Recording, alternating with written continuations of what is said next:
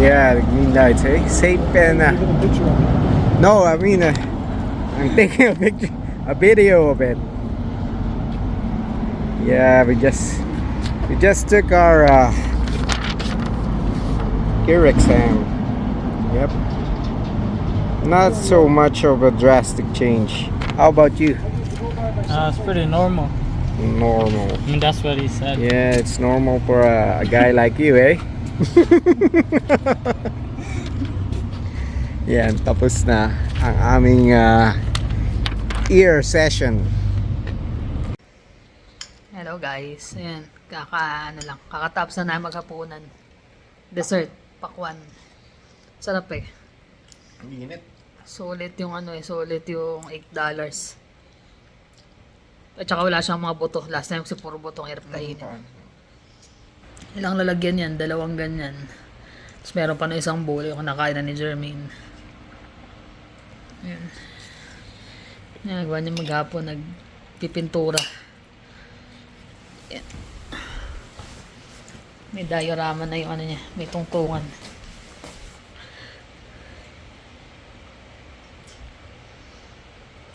Yun yung wizard niya sa likod.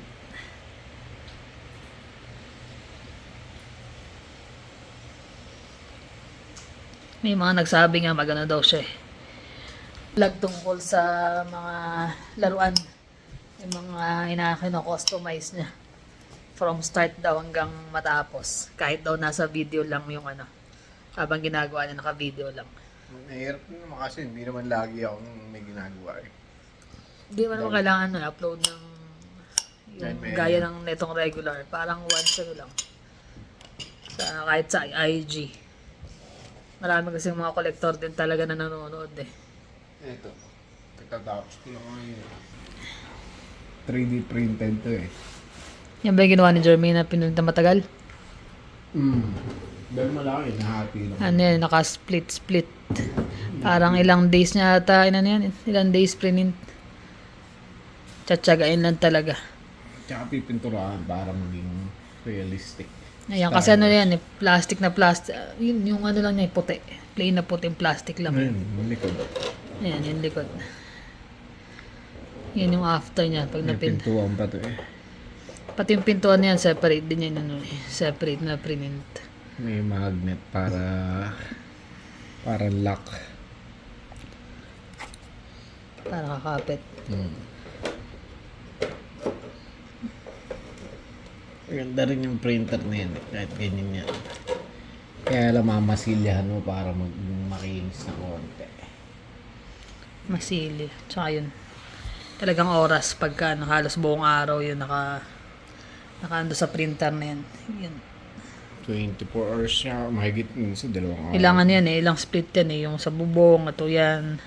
Basta hati-hati yan, hindi yan isang printan lang.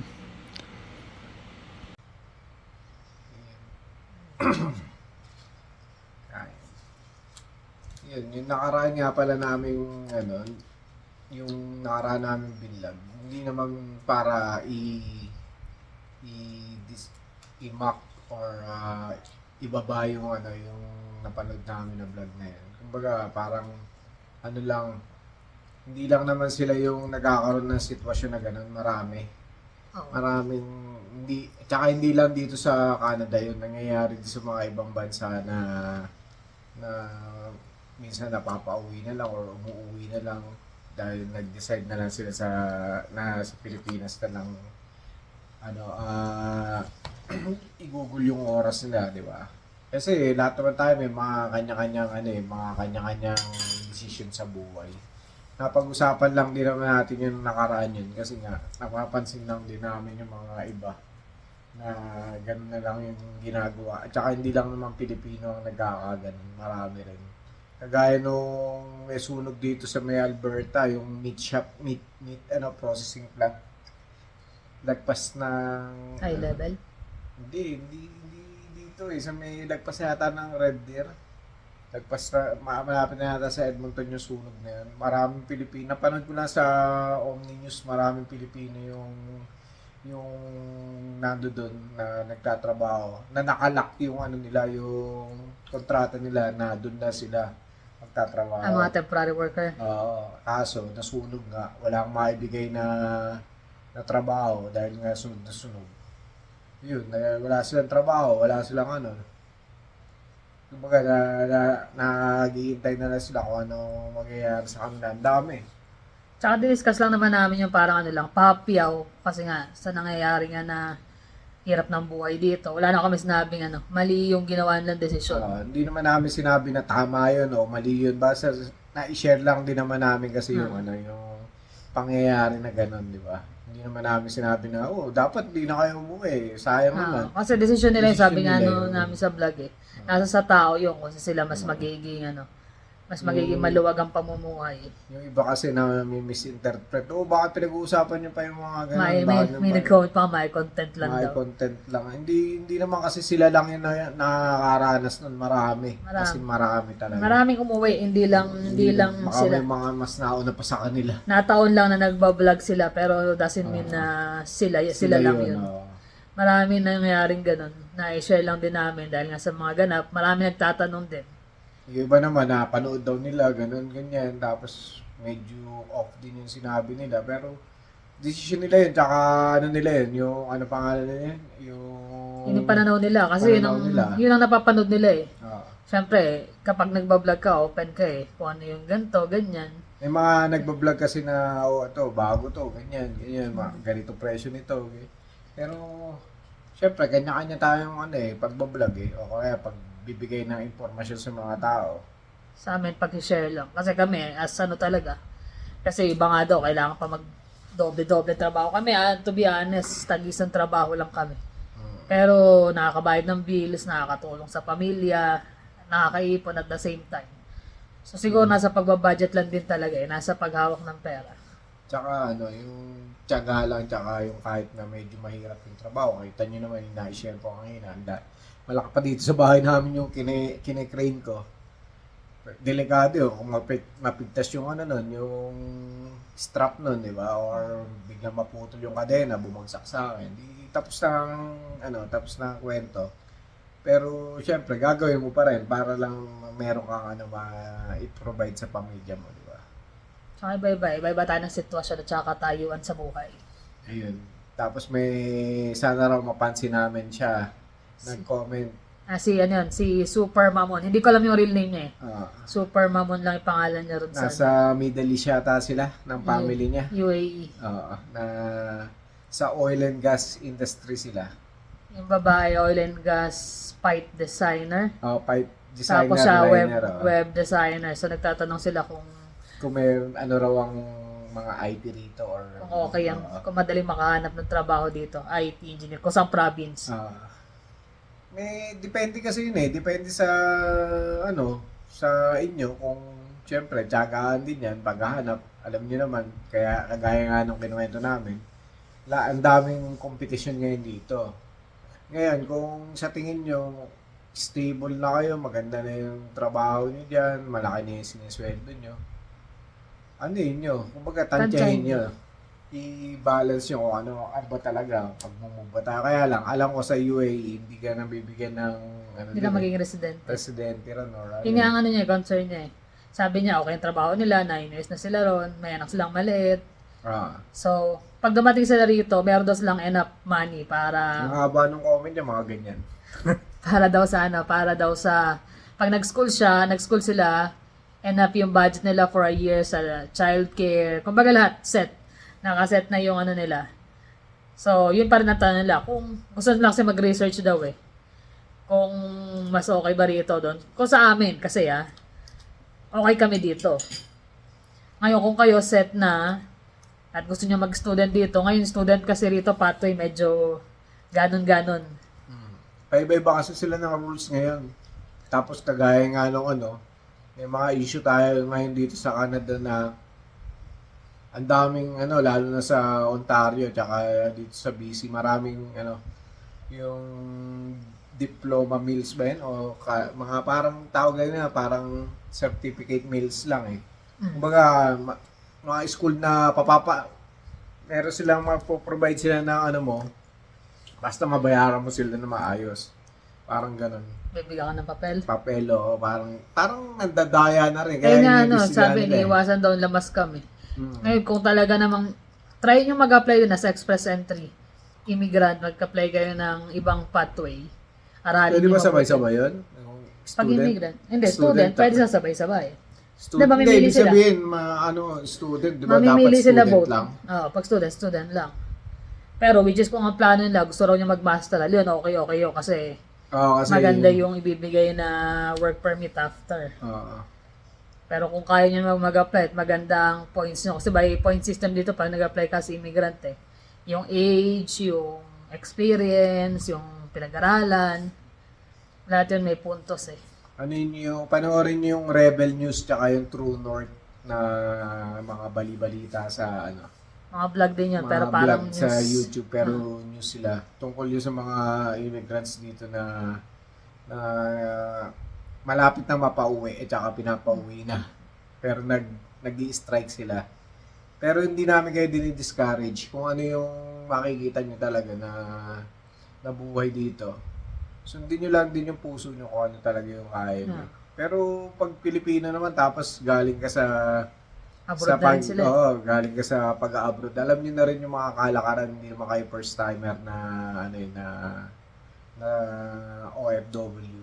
So, sa tingin ko naman kaya niyo lalo na galing kayo ng Middle East, medyo mahirap din ang buhay. At saka lalo pa nakaset na sila Kung may budget sila. Kung may budget kayo, yun ang magandang pumunta rito kasi kahit paano may panimula. Yun ang kagandahan nun. Hirap So, kasi kung talagang totally pagpunta mo rito, parang ito lang ang ko, kailangan magkatrabaho ka agad. Pero kung nakaset ang budget mo pagdating dito, medyo mas magaan ang magiging buhay Tsaka kung buo ang loob mo talaga na talagang gusto mong ma-achieve yung goal mo na yun, tuloy nyo lang. Para sa amin, tuloy nyo lang talaga. Iba kasi ang yung goal natin gaya na pagdating nyo rito, gusto ma-PR, gusto maging citizen, o gusto nyo tumira rito, tumira sa Pilipinas, o kung saan man, nasa inyo, basta kailangan, lahat ng desisyon na gagawin nyo, papanindigan nyo talaga. Tsaka magbabasa-basa rin ngayon ng mga comment ng mga iba nating kasama sa sa ating maliit na channel. May mga rin doon may mga tungkol din sa mga ganun. Tsaka maraming nagbablog ngayon na tungkol din sa mga pathway na yun. Tsaka tungkol sa Canada, kumbaga lahat. Kung ang tanong niya sa tax, kung Alberta is mababa talaga ang tax. Mababa kumpara sa iba. Pinakamababa yata ang Alberta. Alberta tsaka Saskatchewan. Yan, tsaka mas mababa ang bilihin sa Saskatchewan. Saskatchewan kumpara sa bagay siguro sa Alberta sa mga medyo malalayo talaga. Kaya lang kaso kung gusto nila mahanap yung work na gusto nila. Dito sa Calgary marami. Calgary or Edmonton. Yan. Pero mostly mga IT talaga marami rin dito. Tsaka yung mga oil and gas. Yan. Marami rin talaga mga company na tumatanggap ng oil and gas. Tama. Na IT. Kaya kung mag-upgrade naman kayo, kung decide kayo mag-upgrade, go lang din, lalo kung may budget kayo. Mas madali kapag may degree kayo rito kasi kapag yung experience at saka tinapos nyo pagdating dito, syempre minsan nahanap din nila yung certificate mo pagdating dito. So kung mag-aaral kayo, mas magiging madali para sa inyo. Mas magiging ma-integrate ka agad kayo sa workforce pag ganun. Mabilis lang, lalo't parehong related pa yung niya. Tapos in demand din talaga dito yun. Oo. Kaya i-go nyo lang yan. In Pagdating demand. naman dito, basta tulong-tulong kayo ng pamilya walang problema. Yan ang mga mga trabaho talaga. Kung hindi man kayo kagad, may mga agency rin naman. May mga agency na kumukuha ng mga IT ganyan. Yeah, start muna kayo agency kung wala pa man Wala kayo trabaho. talaga makuha trabaho. Tsagayin nyo lang. Siyempre gusto rin nila maging PR at saka citizen, lalo may anak sila. Kung para sa pagsisimula ng pamilya, maganda talaga Maganda dito. talaga dito kasi yun nga, kagaya ng sinabi namin noong nakaraan, may mga benefits din yung mga bata, may mga libreng school, ganyan. Tapos kung iiwan nyo sa daycare, may mga government subsidy naman na mga daycare, kaya hindi kayo mahirapan. Yun na nga. Tama yung gagawin yung ganyan na tanong-tanong, Kung kayo mahiya basa-basa. magtanong, tsaka kung gusto nyo talaga na message nyo na kami sa FB. Kung may Mas mga mabilis tanong kasi mag-reply kaysa sa doon kaysa sa YouTube. YouTube na mga comment Minsan kasi kapag lumipas na ilang araw, hindi na Hindi na nababalikan. babalikan. Hindi na nakikita. Kaya kung gusto niya talaga ng sa messenger namin sa Facebook. Pero Like mahirap kay- din talaga maghanap ng trabaho. Pero, syempre, alam niyo naman kung paano kasigasig ang mga Pilipino tsaka gaano katyaga. Mm. Kaya talagang maganda pa rin ang nalalandingan natin mga trabaho. Lalo pa may experience na sila. Hmm. Sa una, siguro kung wala talaga, tsaga-tsaga muna kung anong meron. Pero mahalaga yung makarating na kayo dito. Tama. Unti-unti. Mas malalaman nyo pag nandito na kayo. Kaya sa doon sa kung nasaan kayo. Yun nga kasi ang concern nila, hindi raw sila magiging residente. Saan? Doon Sa UAE sila oo. Tsaka medyo dito kasi medyo stable. Alam niyo naman mga friendly ang Canadian. Ah, Yung crime rate, although meron pa rin naman, pero hindi ganun kalaki, kataas. hindi masyado. Hindi masyado. Nasabi niya friendly mga Canadian, mga polite yan. Kahit nga hindi ka kilala, babatiin ka yan. Babatiin ka. Ngingiti yan. Every time naka-thank you. Yung mga Pilipino rin naman, mga palangiti rin naman yan eh. Tsaka hindi, na-adapt ng mga Pinoy din talaga yung rito eh. Pag may nakasalubong, hello, hi, how are you? Yung mga ganong bagay ba? Ngayon na nga eh. Nagiging polite din. Tayo kasi mga Pilipino, marunong tayong makisama, marunong tayong Mag-adapt. mag-adapt do sa sa culture na pinuntahan natin. Napunta ako ng Korea, in-adapt ko yung culture nila ron, pati pagkain, lahat. Baga, hindi ikaw yung ipupush mo yung yung sarili mo. Although may mga rito kasi sa Calgary or sa ibang part ng Canada na meron tayong mga festival na sineselebrate din natin. Ganyan yung mga Pinoy, yun? Fiesta. Filipino fiesta. Filipino fiesta dito sa may downtown, meron yan lagi. Every year yan. Kahit nga Stampede Parade, merong float para sa May mga float Pinoy. ng mga Pilipino. Ganon din naman yung mga ibang lahi. Chinese New Year, mga ganon. Tapos Sineselebrate yung din dito. mga mga Indiano meron sila Diwali. Diwali, o yung mga ganon. Kaya lang minsan, sumusobra yung sobrang laki nung nung nasasakop, sinasara yung mga kalsada. Although, Pilipino, hindi nila ginagawa yun. Na sasakopin nila yung kalsada, sasara nila, ganyan, tapos May area lang talaga na sineset. Sa downtown kasi meron parang doon, may parang Sa Olympic ka na. may parang circle doon yung pinag-aanoan ng ice skating. Ah. Pag summer, wala namang ice skate. Walang ice, syempre. So, doon nagse-celebrate. Kumbaga, doon lang. Yung iba naman kasi, sa bagay, sila lang naman yun. Yung mga Yung isang lahi na alam nyo na yung kung yun ano. sinasara yung street, ganyan. Tapos di mo alam kung Yun yung Kalate Carol, di ba? Oo, nung Sinasara nakaraan, yung street na nangyayari umaga hanggang hapon. So, abala sa ano ba? Abala sa Abala sa traffic. dapat yun, hindi nila, mag-designate sila na isang park, ganyan, o doon kayo. Kaya lang, nung nakaraan naman, sa isang park dito sa malapit ng Galati Carol, Sa West. oh, pinakita sa news bintikang kalat Iniwan nila yung nila. napakadumi, yung kalat, ganyan, lahat ng pinagkainan. Ganun Na din mahirap. nangyari sa Toronto, nagkaroon sila ng party tapos Concert. yung pangalan nito, yung sa parking lot ng isang mall. Oo. Nagpaputok mula 10 ng gabi yata or Dami 9 na hanggang kinabukasan ng nagre-reklamo eh. 5 o'clock na yata, 4 o'clock na umaga. Kumbaga, walang masama na yan natin yung incorporate natin yung culture natin sa culture nila rito. Pero syempre, kailangan magkaroon ng limitation. Na, ito lang, kailangan i-limit. Huwag natin masyadong sobra-sobra. Kasi syempre, hindi naman lahat sanay sa ganun. Kagaya nung Canada Day, sabi ni Rob sa akin, napanood niya raw sa balita Canada Day, tapos they're celebrating Canada Day, they don't go Pero to yung flag, work. Pero flag yung nila yung flag nila ang dala nila. You're supposed to, yung, kumbaga, i-adapt Celebrate yung ang- culture or celebrate yung Canada Day. So, i-raise nyo yung flag ng Canada, di ba? Tsaka lesson doon, tayo ang immigrant, tayo ang pumasok dito sa kanila. Tayo yung mag-adjust sa culture nila. kanila. Kasi sobrang bait ng ng Canada, talagang niyayakap nila yung iba't ibang mga immigrant galing sa iba't ibang bansa. So tayo as respeto. Kailangan medyo magkaroon ng limitasyon sa mga ganung bagay. Hindi, tsaka pag nag-oath taking ka ng being a Canadian citizen, syempre, kay unang-una dun, yung pag-follow mo sa mga batas nila, sa mga culture nila, kaso yung iba, parang wala na, bahala na kayo, basta ako, meron na ako ng ganito, nagawa ko na yung, magtatayo ako ng business dito, kasi, kaya mga, di ba, yung mga ganun. Ay, no. Pero kami, basta yun. Thankful kami na nandito. Oo. Kami set na kami. Masaya May ako. mga may time na mahirap. Siyempre, hindi naman nawawala ang problema sa buhay. Kahit saan naman kaya sabi ko nga, kahit nasa Pilipinas ka, kahit nandito ka sa Canada, pag dumating yung problema pa rin. At saka, tama yung sabi ng iba nag-comment na live below your means. Huwag kang sosobra doon sa kung ano yung sinasahod mo. Baga matuto mag-budget. Sa inyo, ito lang ang budget ko para dito.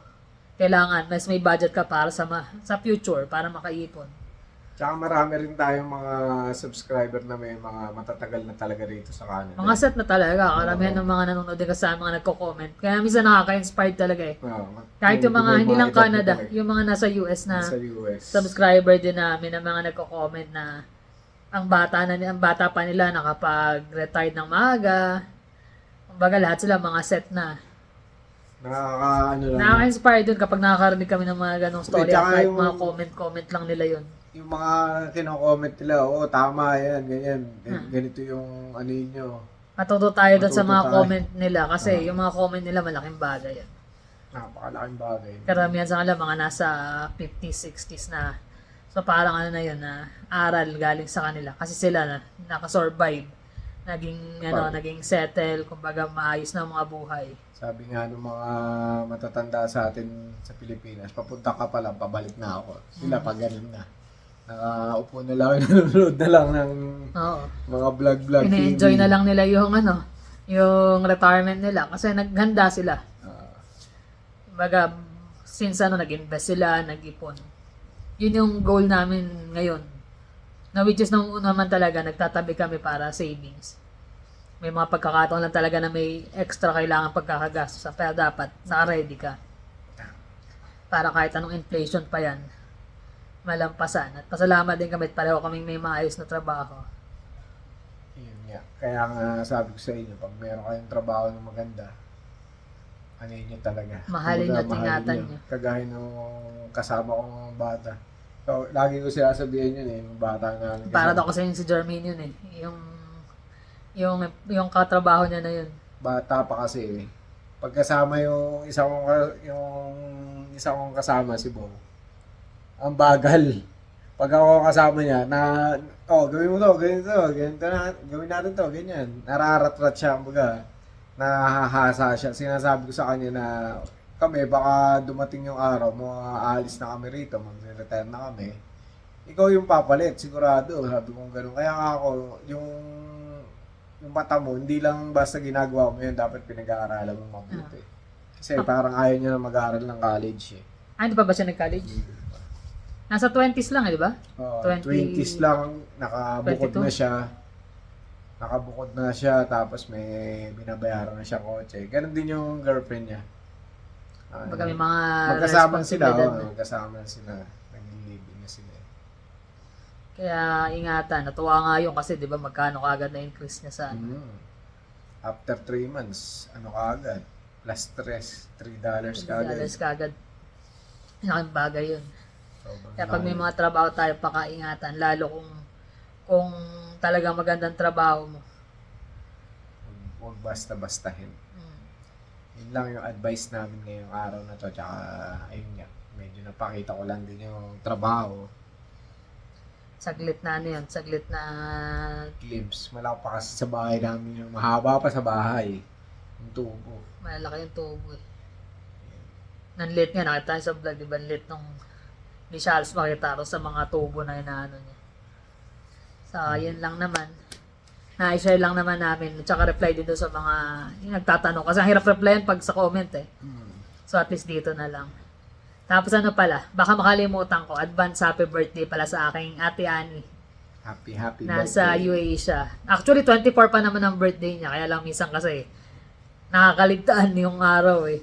So Ano ngayon ba na, ngayon? 21. Minsan nakakaligtaan eh. At least nabati ko na siya. Pero babati ko pa rin siya sa mismong birthday niya. So, happy birthday, Te. Tsaka hi kay Kuya Patrick. Hello, hello. Hello. So, paano guys? Thank you for always watching. See you in the next vlog. Bye.